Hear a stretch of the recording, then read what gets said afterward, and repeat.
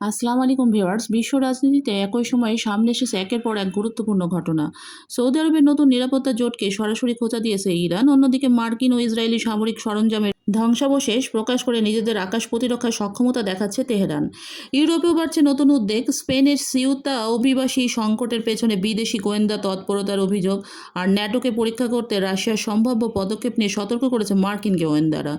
তাহলে কি মধ্যপ্রাচ্য থেকে ইউরোপ বিশ্ব রাজনীতিতে নতুন করে বড় ধরনের সংঘাতের মঞ্চ তৈরি হচ্ছে? আসুন জেনে নিই। প্রথমেই আসি মধ্যপ্রাচ্যের গুরুত্বপূর্ণ খবরটিতে। ত্রিপক্ষীয় নিরাপত্তা চুক্তি নিয়ে সৌদি আরবকে খোঁচা দিল ইরান। ইরানের পার্লামেন্টের জাতীয় নিরাপত্তা কমিটির সদস্য ইব্রাহিম রেজাই সৌদি আরবকে উদ্দেশ্য করে বলেছেন, তুরস্ক ও পাকিস্তানের সঙ্গে কাগজে কোনো চুক্তি করলে দেশটির নিরাপত্তা নিশ্চিত হবে না। তার ভাষায়, যুক্তরাষ্ট্রের ওপর বছরের পর বছর নির্ভর করেও সৌদি আরব নিজেদের নিরাপত্তা নিশ্চিত করতে পারেনি। তিনি আরও বলেন, সৌদি আরবের উচিত নিজেদের পরিস্থিতি এমনভাবে ঠিক করা যাতে নিরাপত্তার জন্য অন্য দেশের কাছে গিয়ে ভিক্ষা করতে না হয়।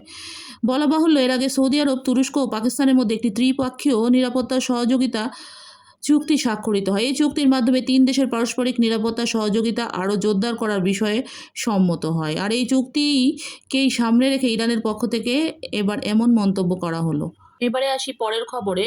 তো ইরানের গণমাধ্যম যুক্তরাষ্ট্রের একটি ভূপাতিত F-15E যুদ্ধবিমানের ধ্বংসাবশেষের ছবি প্রকাশ করেছে। ইরানের দাবি অনুযায়ী যুদ্ধবিমানটি গত এপ্রিল মাসে ভূপাতিত করা হয়েছিল। শুধু F-15 নয়, ইরানের হাতে ভূপাতিত হওয়া মার্কিন MQ-1C ড্রোনের ধ্বংসাবশেষও প্রদর্শন করা হয়েছে। এর পাশাপাশি ইরান প্রায় অক্ষত অবস্থায় একটি ইসরায়েলি হারমেস 900 ড্রোন উদ্ধার করেছে বলে জানানো হয়েছে। ধারণা করা হচ্ছে, ড্রোনটি ইলেকট্রনিক যুদ্ধ ব্যবস্থার মাধ্যমে নিয়ন্ত্রণ হারিয়ে অথবা নিচু উচ্চতায় উড়ার সময় ভূপাতিত হয়ে থাকতে পারে। সবচেয়ে গুরুত্বপূর্ণ বিষয় হলো, ইরান এখন শুধু এসব অস্ত্র ভূপাতিত করার দাবি করছে না, বরং উদ্ধার করা ধ্বংসাবশেষ ও ড্রোন জনসম্মুখে প্রদর্শনও করছে। এই ধরনের প্রদর্শনের মাধ্যমে ইরান মূলত একটি বার্তাই দিতে চাইছে, আকাশ প্রতিরক্ষা ও ইলেকট্রনিক যুদ্ধ সক্ষমতার ক্ষেত্রে তাদের সক্ষমতাকে হালকাভাবে নেওয়ার সুযোগ নাই। এবার ইউরোপের দিকে আসা যাক। স্পেনের সিউতা অভিবাসী সংকটের পেছনে ইসরায়েলি গোয়েন্দা সংস্থা মোসাদের ভূমিকা থাকতে পারে, এমন একটি মূল্যায়নের কথা সামনে এসেছে। এটা চীনের গোয়েন্দা সংস্থাগুলোর মূল্যায়ন বলে দাবি করা হচ্ছে। স্পেনের ফিলিস্তিনপন্থী অবস্থানের জবাবে ইসরায়েল এই ঘটনাকে একটি বৃহত্তর হাইব্রিড যুদ্ধ অভিযানের অংশ হিসেবে ব্যবহার করে থাকতে পারে, অর্থাৎ সরাসরি সামরিক হামলার পরিবর্তে রাজনৈতিক চাপ, সামাজিক অস্থিরতা, তথ্যযুদ্ধ কিংবা অভিবাসন সংকটের মতো বিষয়কে ব্যবহার করে কোনো দেশের উপর চাপ সৃষ্টি করা। এ দাবির সূত্র স্প্যানিশ সংবাদ মাধ্যম ইয়েল মন্দো।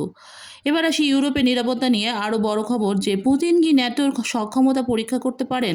মার্কিন গোয়েন্দা মূল্যায়নের বরাত দিয়ে দ্য ওয়াল স্ট্রিট জার্নাল জানিয়েছে, ইউক্রেন যুদ্ধ চলমান থাকা সত্ত্বেও রাশিয়ার প্রেসিডেন্ট ভ্লাদিমির পুতিন আগামী কয়েক বছর ন্যাটোর ঐক্য ও প্রতিরক্ষা ব্যবস্থা পরীক্ষা করার জন্য সীমিত পরিসরে কোনো পদক্ষেপ নিতে পারেন। মার্কিন গোয়েন্দা কর্মকর্তাদের বর্তমান মূল্যায়ন অনুযায়ী সম্ভাব্য পরিস্থিতির মধ্যে থাকতে পারে বড় ধরনের সাইবার হামলা, হাইব্রিড অপারেশন কিংবা ন্যাটো পূর্বাঞ্চলীয় সীমান্তে সীমিত স্থল অনুপ্রবেশ। তবে এখানে সবচেয়ে গুরুত্বপূর্ণ বিষয় হলো, পূর্ণমাত্রার সামরিক আগ্রাসনকেই সবচেয়ে কম সম্ভাব্য পরিস্থিতি হিসেবে বিবেচনা করা হচ্ছে। এই ঝুঁকি সম্ভাব্য সময়সীমা চলতি বছরের শরৎকাল থেকে শুরু করে 2029 সাল পর্যন্ত সময়টির কথা প্রতিবেদনে উল্লেখ করা হয়েছে। মার্কিন গোয়েন্দাদের মূল্যায়ন অনুযায়ী রাশিয়ার সম্ভাব্য উদ্দেশ্য হতে পারে সরাসরি ন্যাটোর সঙ্গে পূর্ণাঙ্গ যুদ্ধে জড়ানো নয়, বরং জোটের ভেতরে বিভাজন তৈরি করা এবং ন্যাটোর আর্টিকেল 5 এর বিশ্বাসযোগ্যতা পরীক্ষা করা। আর্টিকেল 5 অনুযায়ী ন্যাটোর কোনো একটি সদস্যের উপর সশস্ত্র হামলাকে পুরো জোটের উপর হামলা বলে বিবেচনা করা হয়। ফলে সীমিত কোনো পদক্ষেপেও যদি ন্যাটোর কোনো সদস্য রাষ্ট্রকে লক্ষ্য করে নেওয়া হয়, তাহলে সেটি শুধু রাশিয়া ও ওই দেশের মধ্যে সংঘাত থাকবে না, বরং পুরো ন্যাটো জোটের জন্য একটি বড় পরীক্ষার পরিণত হতে পারে।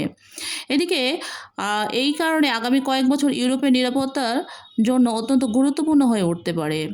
তো আজ এই পর্যন্তই। সবাই ভালো থাকবেন, আবারও দেখাবো ইনশাআল্লাহ। আল্লাহ হাফেজ।